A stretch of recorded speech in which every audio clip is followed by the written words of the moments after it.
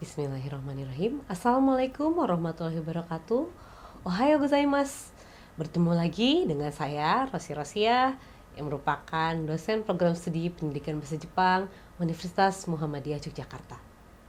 Dalam mata kuliah Shokyu Hyogeng Bunkei atau pola kalimat dasar bahasa Jepang, kita akan mempelajari topik kata tunjuk tempat. Minasan, mari kita mempelajarinya. Dalam bahasa Jepang, terdapat 3 kata tunjuk yang diawali dengan huruf ko, so, a, do yang merupakan kepanjangan dari koko, soko, asoko, dan doko. Di mana? Koko dalam bahasa Indonesia berarti di sini, dekat dengan pembicara. Soko berarti di situ, dekat dengan lawan bicara. Asoko berarti di sana, yang berarti jauh dari kedua belah pihak, baik pembicara maupun lawan bicara. Koko, soko, asoko atau kata tunjuk tempat ini pun koso ado sama untuk kata tunjuk benda ya minasang, itu kore, sore, are. Dan minasang, untuk menggunakan kata tunjuk tempat, biasanya menggunakan pola kalimat koko, soko, asoko, kemudian atau kata tunjuk tempat yang lainnya ya, dijadikan sebagai subjek dan ditambahkan dengan partikel wa. Kemudian diikuti dengan kata benda penunjuk tempat, lalu diakhiri dengan des. Des di sini berfungsi untuk akhiran kalimat saja, tidak mempunyai makna khusus. Contoh kalimatnya adalah koko wa kyoushitsu desu. Koko wa kyoushitsu desu. Di sini adalah kelas. Kyoshitsu berarti ruangan kelas. Contoh kalimat berikutnya adalah koko wa daigaku desu. Koko wa daigaku desu. Di sini universitas, ya. Koko wa daigaku desu. Di sini universitas. Daigaku berarti universitas. Contoh yang ketiga adalah koko wa Hiroshima desu. Koko wa Hiroshima desu. Di sini Hiroshima. Kata tunjuk tempat dijadikan menjadi subjek, disimpan di awal kalimat. Penanda subjek adalah partikel wa ya minasang. Jadi koko wa, soko wa, asoko wa. Selain itu, subjek juga bisa diganti dengan kata benda tempat menggunakan pola kalimat sebagai berikut.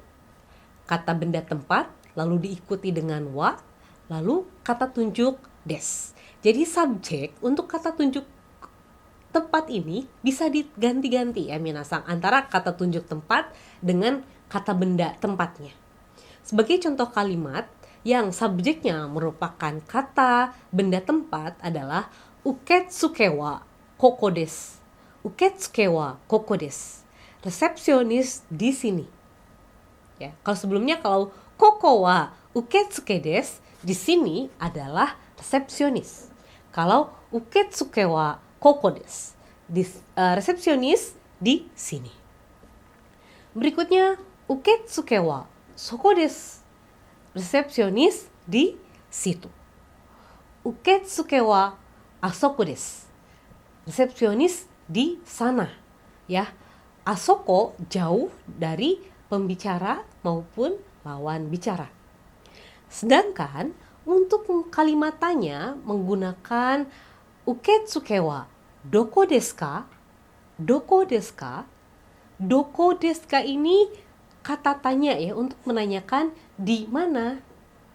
Sehingga uketsuke wa doko desu ka berarti resepsionisnya di mana. Uketsuke bisa diganti dengan kata tempat lain. Misalnya yang sebelumnya daigaku, universitas ya. Daigaku wa doko desu ka? Universitasnya di mana?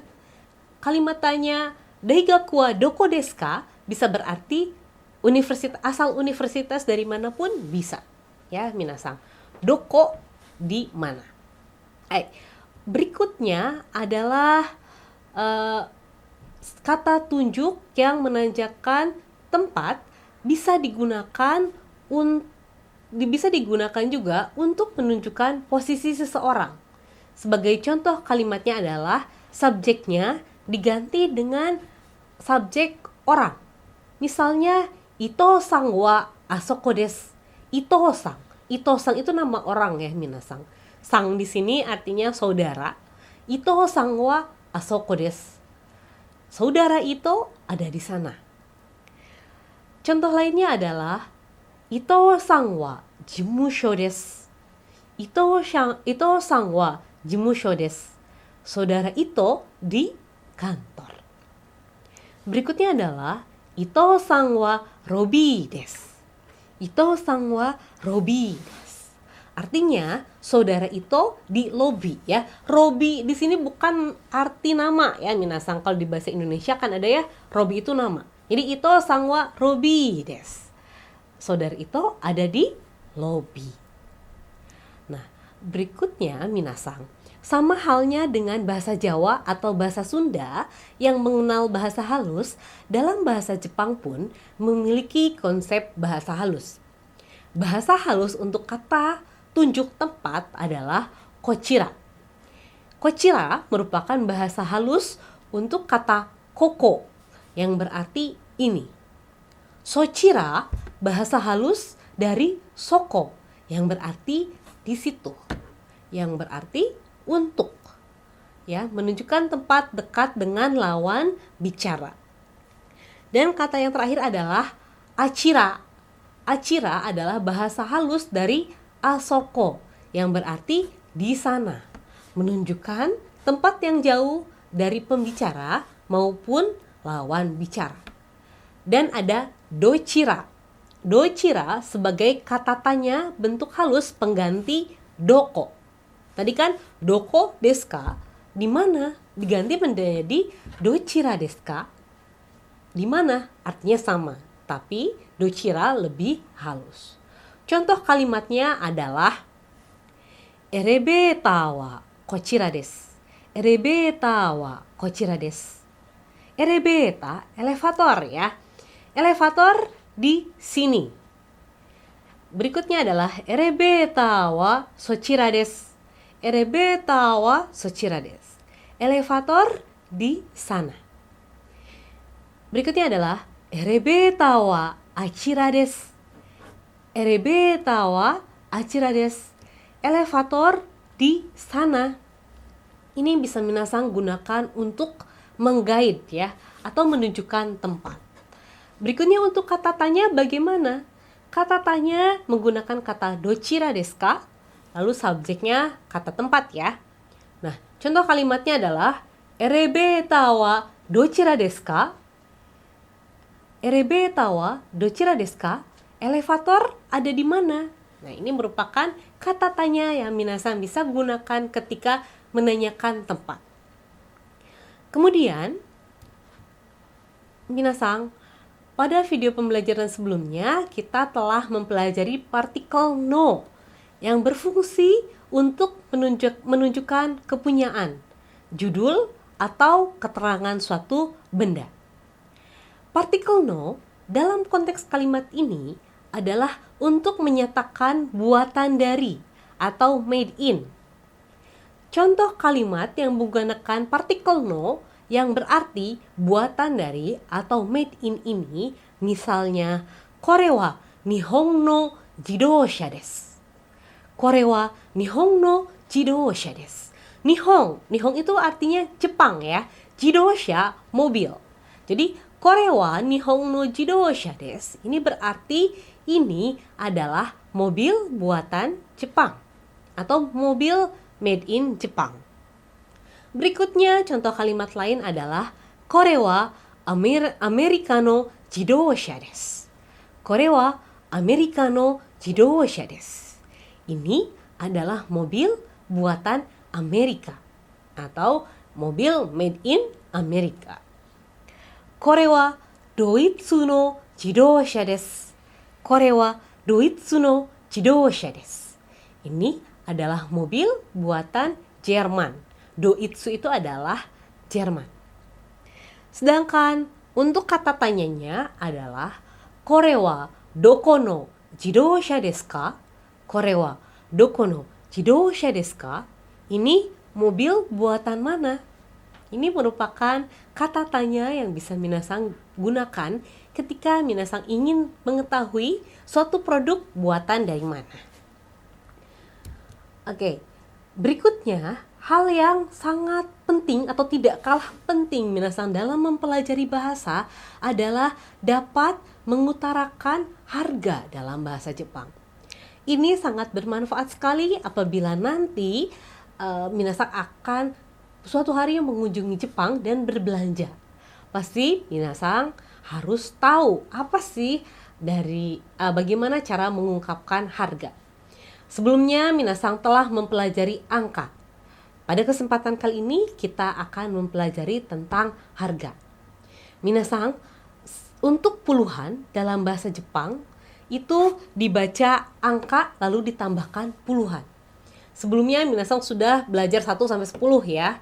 Nah, 10 dalam bahasa Jepang itu disebut dengan ju. Ya. Ju. 10 niju. 30 sanju. 40 yonju. 50 goju. 60 rokuju. 70 nanaju. 80 hachiju. 90 kyuju. Dan ratusan dengan ungkapan hyaku. 100 hyaku. 200 nihyaku. 300 sampiaku. 400 yonhyaku.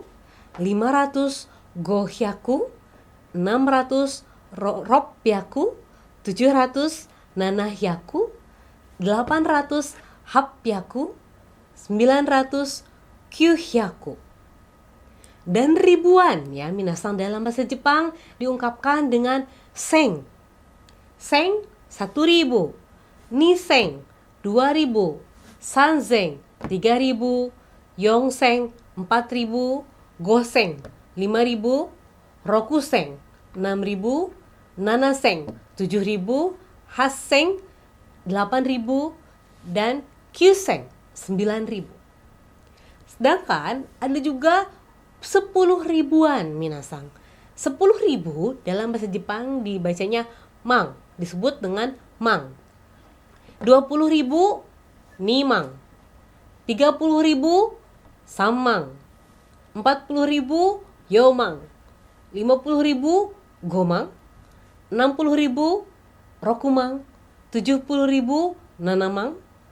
80 ribu hachimang. 90 ribu kyumang. Dan untuk contoh penyebutan harga bisa minasang lihat atau dituangkan pada contoh pola kalimat di bawah ini. Misalnya kono necktie wa 1,500 yen desu. Kalimat yang pertama yang tampil di slide itu dibaca dengan kono necktie wa 1,500 yen desu. Sen tadi 1000, gohyaku 500. Eng merupakan penyebutan untuk mata uang yen. Dalam bahasa Jepang itu dibacanya dengan eng. Kono necktie wa 1,500 yen desu. Dasi ini harganya 1.500 yen. Kalimat keduanya kono necktie wa 5,800 yen desu. Dasi ini seharga 5.800 yen. Berikutnya, kono necktie wa 3,000 yen desu. Dasi ini harganya 13.000 yen. Sedangkan untuk kata tanya, misalnya kono necktie wa ikura desu ka? Harga dasi ini berapa? Ikura merupakan kata tanya untuk menanyakan harga. Kono necktie wa ikura desu ka? Jadi harga dasi ini berapa? Jadi minasang, apabila nanti minasang ke Jepang untuk menanyakan harga bisa menggunakan ikura desu ka? Baik, berikutnya minasang. Oke, berakhir sudah untuk video pembelajaran kita kali ini.